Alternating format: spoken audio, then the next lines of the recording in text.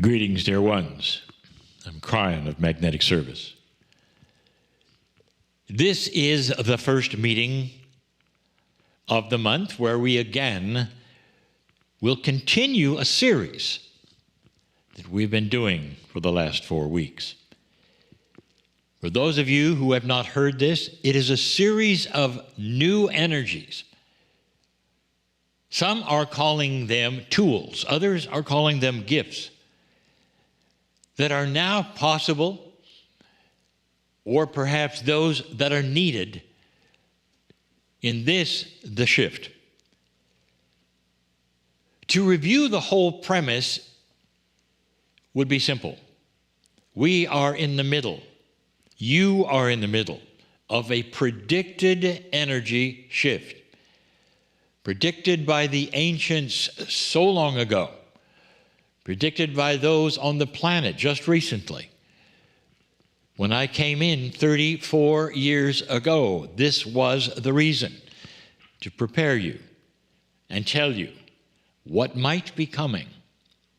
And what might be coming came. And although I told you back in 1989, it indeed occurred, and you chose to make this shift at the precession of the equinoxes in 2012.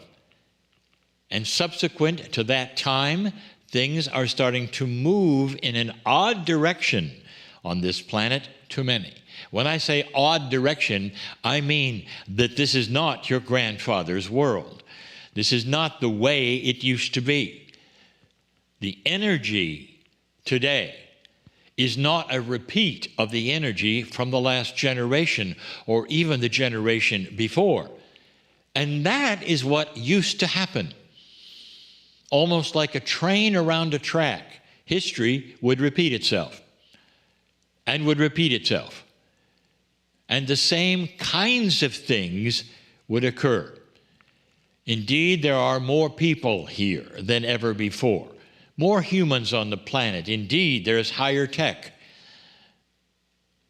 But the old energies still could have repeated and repeated. One of the prophecies, of course, that you all knew if you're a senior is that you would not be here today. That by the year 2000, something would happen. Even some of your scriptures gave you that scenario as a potential. But instead, you are here. And you are here on purpose in a new energy that is starting to work on this planet truly in miraculous ways. There is a cleanup starting to happen. And in that, there are responses to those of the dark energy, those who are invested in keeping things the same as they were 100 years ago, and they're pushing for that, if you've noticed. They don't want integrity. They don't want rights. They don't want equalities. They don't want peace. All there for you to look at. Check it out. Who are the ones who are pushing back the hardest? They are the ones who are invested in the old energy. This new energy we speak of is the energy of kindness, compassion, love, understanding, peace for humanity, and coherence for the planet. You all know this is possible. Trading fairly with each other, sharing resources, having enough. New technology starting to occur so the planet is not then devoid of some resources because you need electricity or certain kinds of things. It's all coming. It's all coming. And dear ones, this is what we call the shift. In the last 4 weeks, we gave you 4 items. In the circle of 12, they were presented as well. We're going to do the same thing tonight in the circle of 12. This particular item, number 5 of 8, is something it may seem like we have spoken of before, and we have, but perhaps not in this way. Another premise.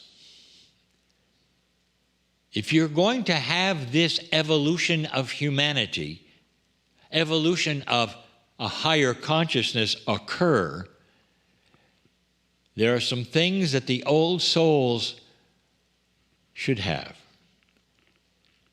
And if they have these things, this will be a quickening of higher energy for the planet, of higher vibration, you might say, of higher thinking, of evolved consciousness, you might say.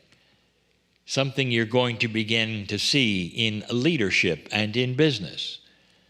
Much more cooperation, a lot less competition and hate. That's the new energy. And what you're going to find within that mixture is something you really want. You're going to say, this works. We didn't think it would, but it does. People are starting to agree. There is more peace here. There's less anxiety here. There's a lot less fear here. There's actually hope for the future. And you're beginning to see that. And this is different. How long have you lived on this planet where almost every day there'll be somebody who tells you we're doomed? All of you are doomed. All of us are doomed, for the future is not bright. How many of your movies show a not bright future? The answer is a lot of them. How are you programmed to see where the planet is going? Programmed? Your movies, they program you. Your parents, they program you. Your institutions of spiritual knowledge, they program you. What are they telling you might happen or is going to happen? What are they setting you up for that's fearful? Dear ones, that is not the future. That's an old idea of the future, based upon old prophecies, old energy, and old earth, and the idea that history has to repeat itself yet again. What if all that were different? What if instead there is peace on this planet? There are resources you don't expect. There is health for entire continents coming that you don't expect because of inventions and discoveries that you don't expect. All of that is what I see. Here is a tool that is something that is very needed. It's also a gift for some who don't have it. I will give it a name now. It's different from the last time I talked about compassionate action. This one is called automatic compassionate action. What does that mean? It's a countenance, if you want to call it. It's an attitude, if you want to call it that, of an old soul, a light worker, when confronted with confrontation. When something is targeted to you, what do? Normally, you defend. That is an old energy concept, which then, of course, leads to further defense, argument, and dysfunction.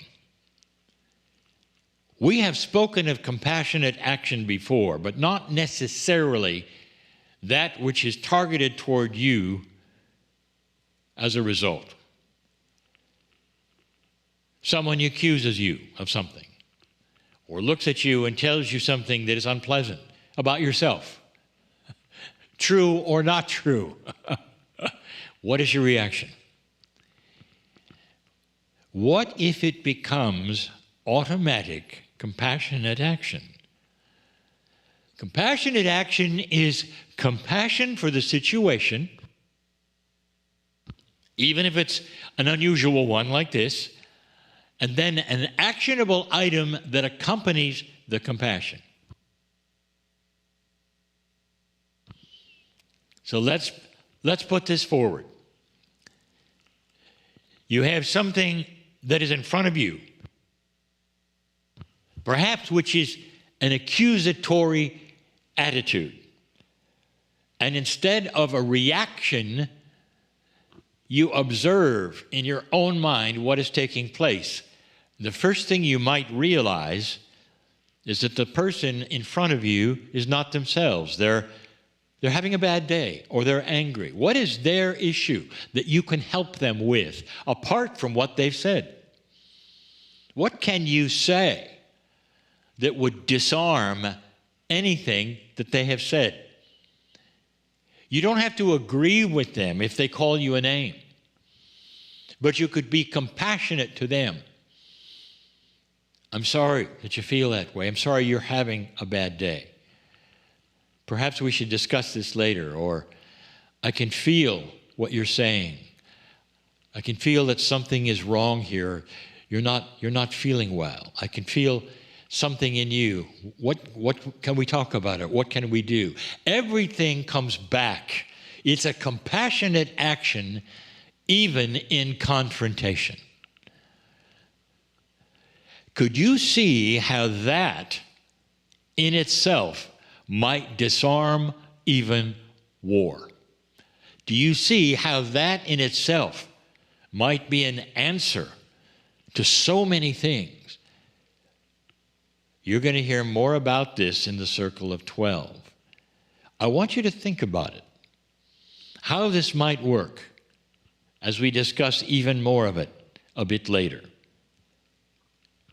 Dear ones, I present this particular item as a tool to be exercised, practiced, and used. But for some of you, it'll be a gift, because you cannot even imagine that that would be you. It can be. It will be, if you choose it to be. Automatic, compassionate action. No matter what, the first thing you do is have compassion in the situation.